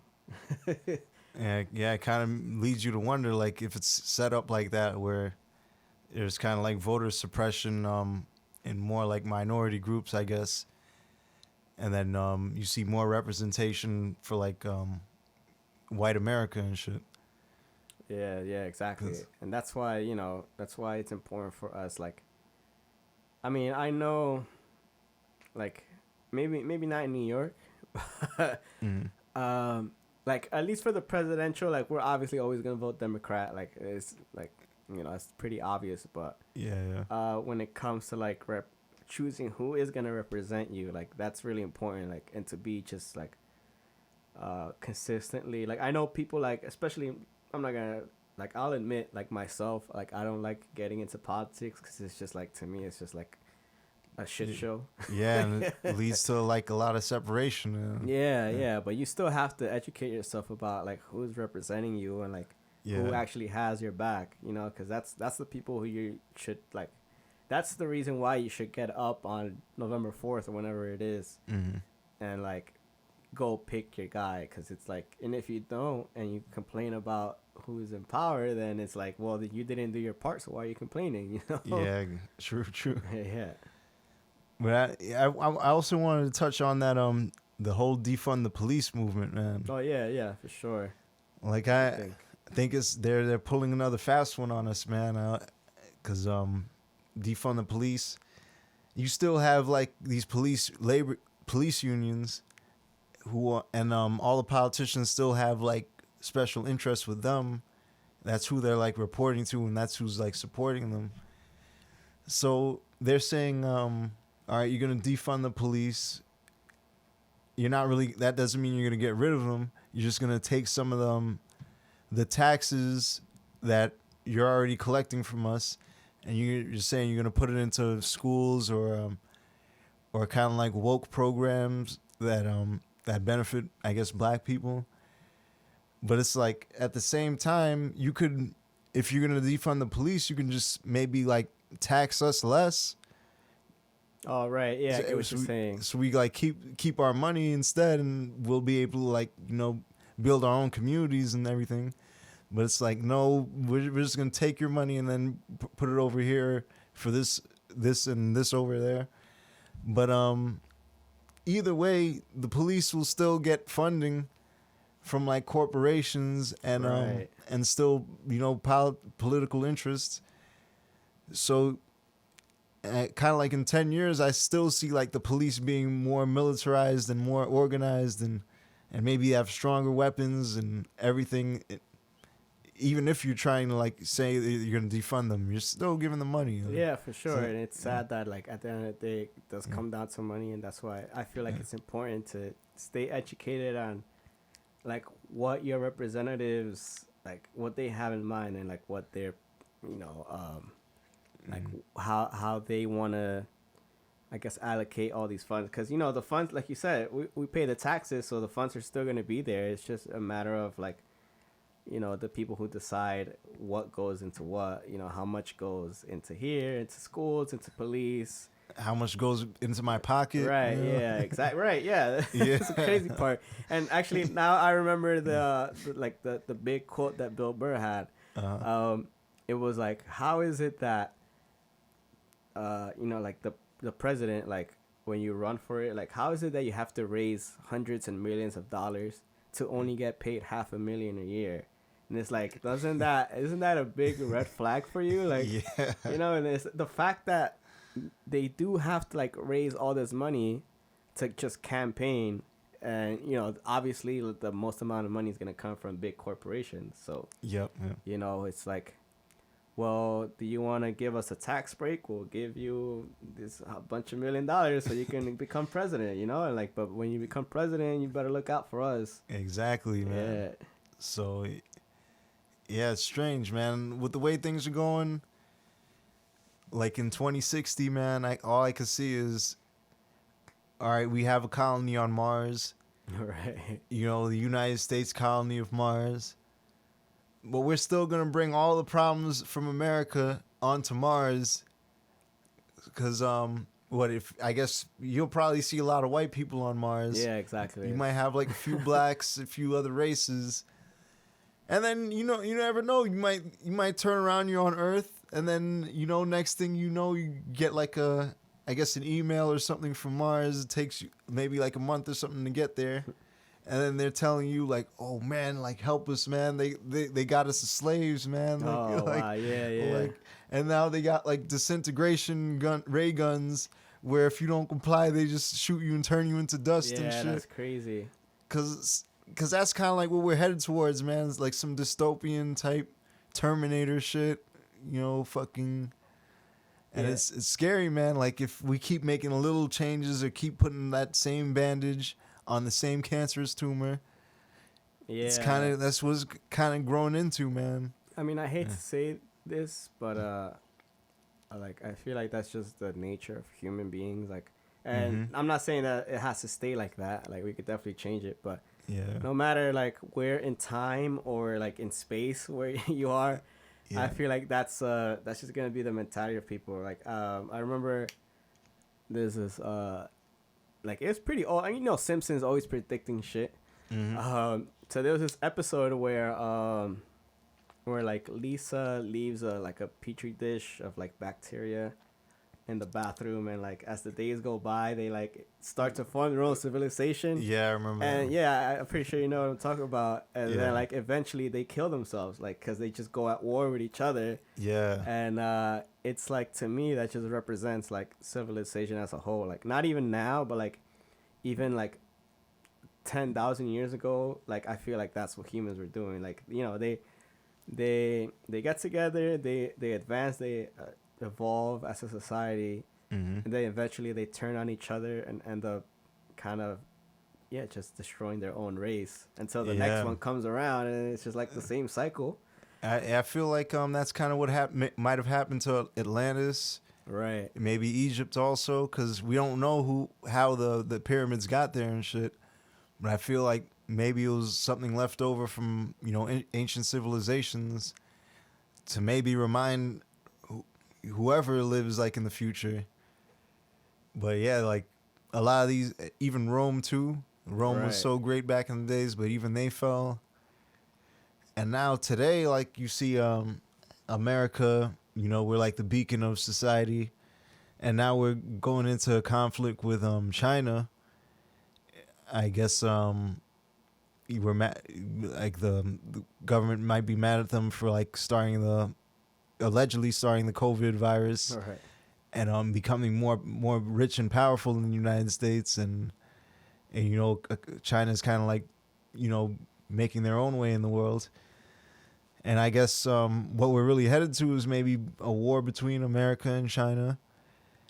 But even a war like that, it kind of be like Vietnam, where America, like, we didn't really win in Vietnam. We just kept killing the Vietnamese people. But you know, they're so strong and so abundant that they kept like fighting and standing up to us. Right. And then we eventually had to give up that. So I kind of see it being the same way in China, because, you know, China's one of the most populated countries in the world. If they have to have like a military force, they got like an abundance of people. But what's crazy now is that, you know, the shortcut is nuclear weapons. Yeah, exactly. So if both America and China have nuclear weapons, and then, you know, either one decides to press it, the other one will see that's coming, and then they'll have time to press their nuclear buttons to shoot it back at us. And then at the end of that, you know, it's just dust and nuclear fallout everywhere and shit, and no people left. I don't know if that's kind of like if that's what they want to happen. Right. But, you know, that's kind of what you're working towards. Yeah, and it screws everyone at the end of the day, man. Yeah.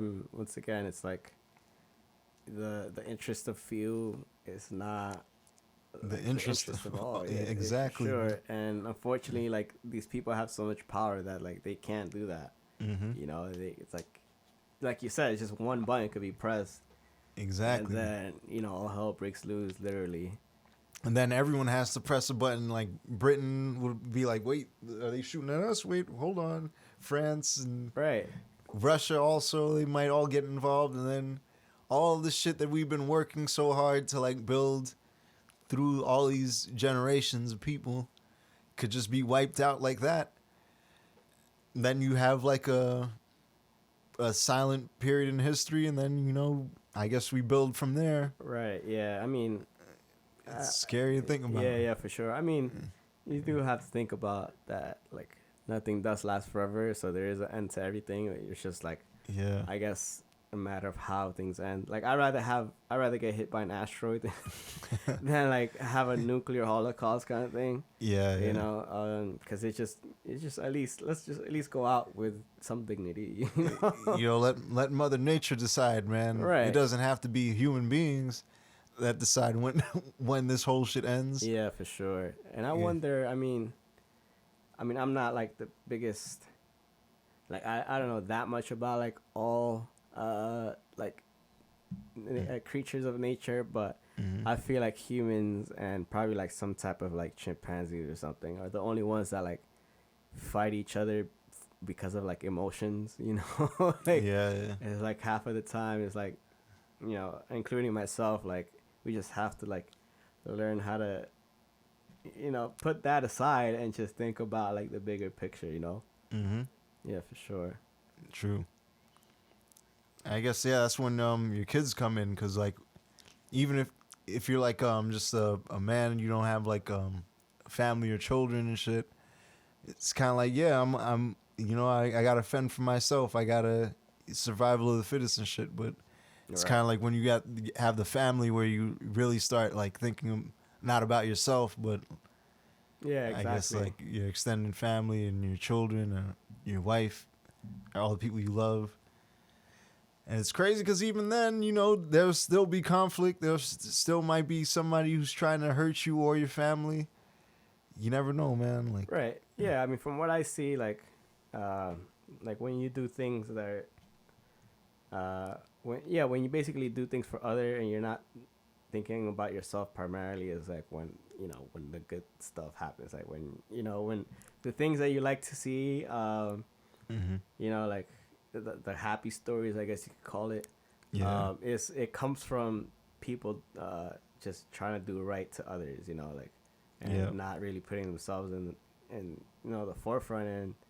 And some people, unfortunately, at this point, I feel like that's looked at as a kind of fake. You know, it's like who you trying to impress, man? Like, Yep. like, you know, it's like that's not really.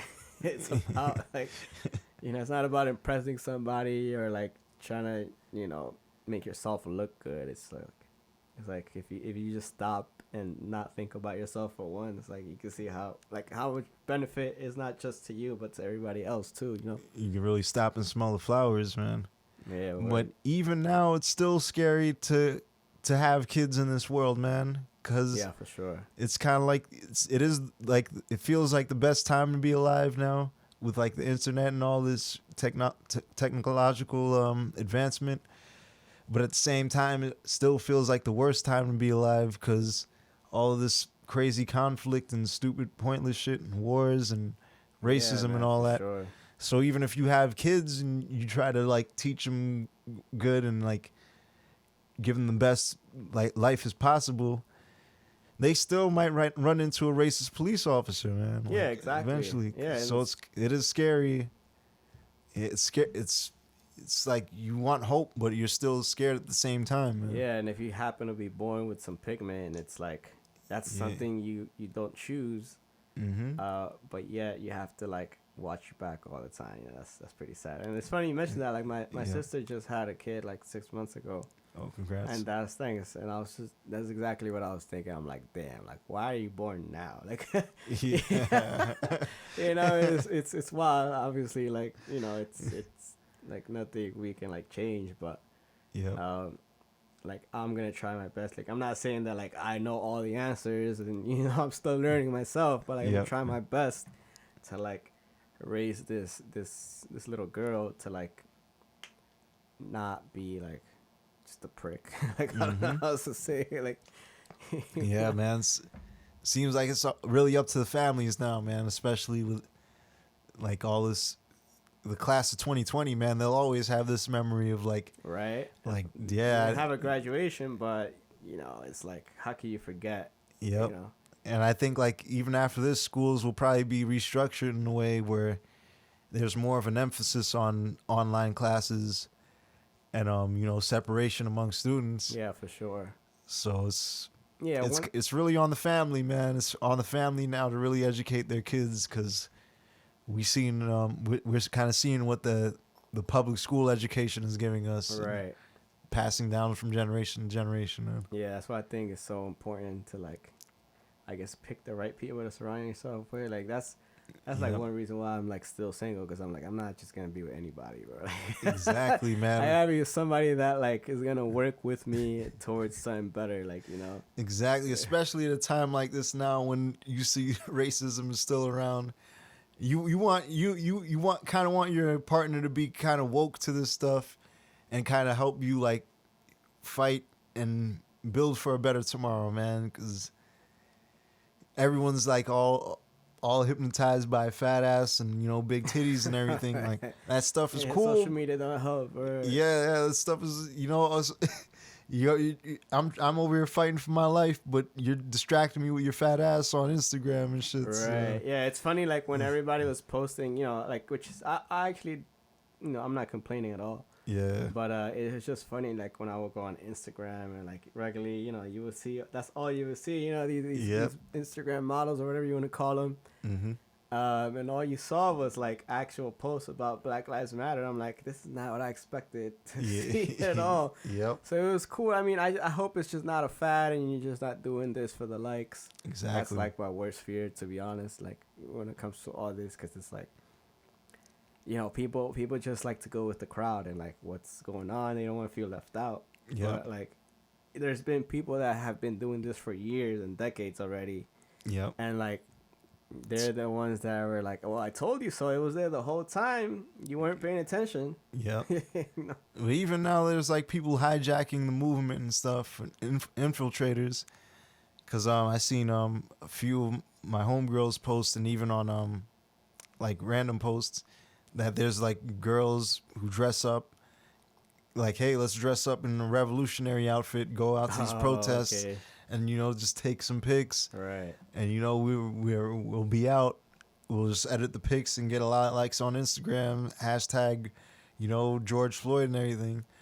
but it's like you missed the whole message about it. You're not here for the civil rights and human rights and like the point of it. You're just here to like capitalize off of it and get some kind of popularity, I guess. So yeah, it's crazy, but it's sad. yeah, but it's like there's definitely I've seen some good people out there that like they have a lot of popularity and they choose to use it the right way. So they like you can kind of tell when somebody's just doing it for attention and when they're like real about it, and it kind of like you kind of got to look at their history too. Like, were you always like this, or you're just doing this in the moment? Like, obviously people can change and like start to think in the better way. Yeah. It's like just kind of gotta make sure and pay attention to like who's actually about that life and who's just like here for the likes. Yeah, and I guess it's a great time because like the internet, you can maybe already tell who's with the movement, who's not with it, just by seeing like whether they're speaking up or if they're being silent on the matter. Right. Yeah. I'm such anti social media, to be honest. Like, I don't post shit. Like, I post like every 4 months kind of thing, like something like that. And I don't have like the craziest amount of followers, but like you said, it's like I just felt like something had to be said, and like that's why I really like the fact that we can do this podcast. Yeah, it's like this is how I know how to like actually speak up, because like I don't know how to post significant shit or what hashtags to use. Yeah, definitely. Like I know podcasts, I know how they work, and I know what they're here for. Yeah. So we might as well like use it for good, because I'm pretty sure there's podcasts out there. Like, I would not doubt that there is like a pro-racist podcast out there, Yeah, right. Definitely, like some southern dude with big AR-15 in his hands or something. Right. Yeah. The MAGA hat. Yeah, and it's crazy because like we were saying before we started recording, I'm not gonna say his name, but like I know somebody that he's actually born in Mexico, but he's like that kind of person, like MAGA hat. Yeah. Trump supporter, racist towards his own kind. Like, yeah. So it's just like looks don't always reflect like who you are. Like I said, Bill Burr looks like the ultimate racist. Yeah. He's a complete opposite. And then this guy, I don't even want to call him a friend anymore. Yeah. Who's like legit Mexican as fuck. Like, he's just like, he's just not what you think he should be. There's black people like that too, man. It's crazy. But yeah, there's a difference between being a friend and being friendly, man. So yeah, exactly. And you just gotta always like, that's like unfortunate thing about this world, but like you have to be like on your toes on like. Yeah. Especially when it comes to like these charismatic people that that might be like pretty or like know how to talk a good game. Like they might just be like ultimate manipulators and just trying to like get their way however they can. Kind of like the Democrats. Yeah, exactly. And Republicans, but Republicans are more out there with their racism. But Democrats kind of like behind closed doors. Right. Smile on your face and shit. Yeah, for sure. I mean, it's like nobody's. I hope people are, but nobody's really paying attention right now to like, for example, what Hillary Clinton's going through. Yeah. And it's like I personally knew this for years, and I'm not surprised that she's going through what she's going through. But like some people just like chose to like ignore that. Yep. Or if they knew about it, they weren't. Like they decided to like not educate themselves, or maybe they don't want to because it's not like in their benefit. Yeah. Because especially like if somebody is like a feminist, for example. Yep. And they're like, oh, Hillary Clinton could have been our first lady president. Yeah. That's not who you want. Trust me. Yeah, it's true. I thought of that too. Like it would be great to see a female president, but I don't know if this is the one in particular, man. Yeah, eventually it'll happen. Yeah. I would personally like to see it happen, and even though there's definitely arguments against like just the nature of man and woman. You know, it's like it's just not in the nature of a woman to run a country. You know, I kind of disagree. And I still get where that argument's coming from. Yeah. It's not like it's not like it can't change, because I'm pretty sure that's what people said about a black president. You know. Yeah. You know? Yeah. Same shit. Yeah, and exactly, and you know, we saw that. I mean, to me, like, I think it turned out pretty good. Yep. But yeah, I think a woman would be able to run the country as long as she's not, like, you know, affiliated with the KKK or right, yeah, you know, or any kind of white supremacy. It'd be nice to see a woman of color. Right, yeah, that would be even better. Yep. Yeah, and there's certain things that, like, I think a woman would be able to bring to the table that we've never seen. So, like, you know, they're a lot more, I guess, just in tune with their just kind of like compassionate side of things. So, you know, like, wow, all these like white male presidents so far are just kind of like in their mind, like they're trying to just make the most, I don't want to call it profit, but, like, you know, that's kind of just what their way of thinking is. Like, how are we going to just get ahead, you know? Exactly. But maybe a woman president comes along and she says, well, how are we going to unite and, like, work together instead of just trying to, like, you know, be in first place necessarily. Hopefully, but then again, Kamala Harris, who ran as a Democrat, right? I was kind of, you know, suspicious of her too, because she was a prosecutor. Oh, right, yeah, and just basically, like, systematically putting black people in jail. I think she was especially, like, locking up prostitutes, female prostitutes that were of color.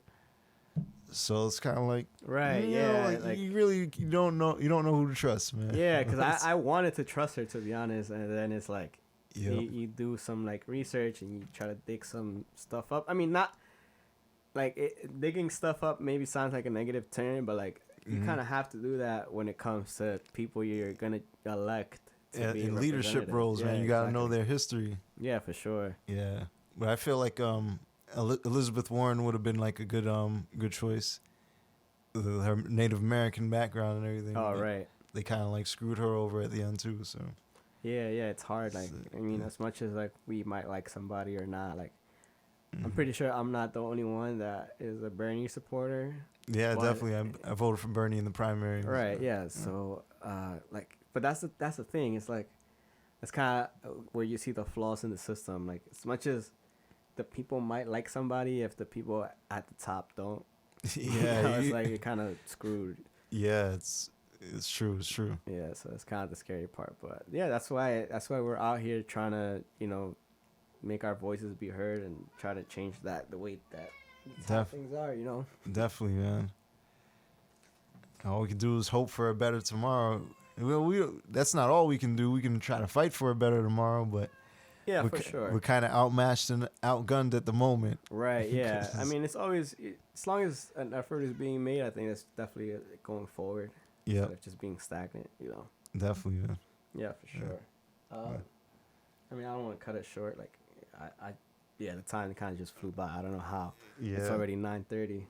It's definitely it's definitely a good talk though, man. We got, like, a lot of info out there and shit. Yeah, you know, you're always just welcome to just pop up and, you know, do as many episodes as you want, man. Like, definitely appreciate anything that. You want to touch on, like, later or even now. I mean, it's not like I have a limit. It's just that, like, you know, I don't know if you got somewhere to be. Nah, that's cool. Like, and people aren't trying to listen to, like, a 4-hour podcast. Yeah, it's crazy. Like, unless you go on a road trip, like, you're not gonna. Yeah. And even then, you probably get tired and want to listen to some music eventually. Yeah.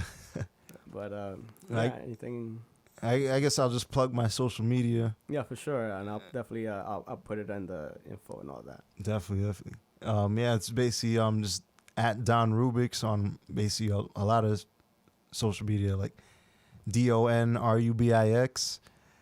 It's on Twitter, Instagram, I guess Facebook, but it'll be 2 different words, you know, Don Rubix. And yeah, I guess if you want to check out my music, I'm on SoundCloud also, and soon Apple Music and Spotify, you know. Because I remember those songs we made. We recorded back then. Some of that shit is relevant now, man. Yeah. That's what I was thinking. Like, that's what I was just gonna say. Like, you should listen to, cause like, a lot of music nowadays is just like it's just for entertainment. Like, but Don actually like is lyrical. Like he has like he thought about like what he was gonna say. Cause appreciate that. To me, like 16 bars or however many however much you want to make your song, like you have like you're given a certain amount of words or space of words to use, so you better use them to its fullest. That's kind of how I always saw songwriting. It's like you're given like first of all, your chorus is probably like your hook is probably the most important, because it's like that's supposed to be the catchy thing, and like you want a message, like a good message, at least whatever a good message is considered to you, to be put out there. So I mean, we'll definitely like I'll put your information out there, and go check him out, go listen to what he has. I'm pretty sure the future stuff that will come out with it's good quality stuff. And like I still got all those sessions, trust me, man. Like, sweet. It's a good thing about technology. It's not like, oh, we ran out of tape, we can't record you no more. Like, it's gonna cost you $100 for another reel. We got all the data and hard drive space we can use. And honestly, no, I'm sorry, go ahead. Oh no, I was just gonna say also I didn't mention my TikTok also, which I kind of went viral off of. Oh, nice. In the past week and shit. It was crazy, but yeah, I'm just revealing the truth on that shit at this point, man. So that's also at Don Rubix. Check it out. Yeah, definitely go check him out, and he'll be back. I'm sure he has plenty more to talk about. Yeah, definitely, man. Yeah, it's like didn't even crack the surface today. Yeah. Right. Yeah, it's like this topic honestly goes pretty deep. It's like like we should definitely be having these conversations, but there's no way you could solve all the problems within an hour and a half or however long this is. True. And it's an ongoing conversation. I mean, it's the conversation that's been going on for decades already. Yep. And I don't think it's gonna stop anytime soon. And even if the problem is solved, I don't think it's ever really gonna not be a topic of conversation. So once again, you're always welcome here. Thanks, man. Yeah, thanks for coming by for sure. You're the first person I have back, since the quarantine. Yep.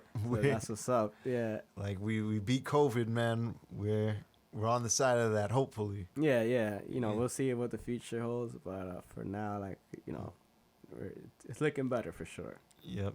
Just keep it that way.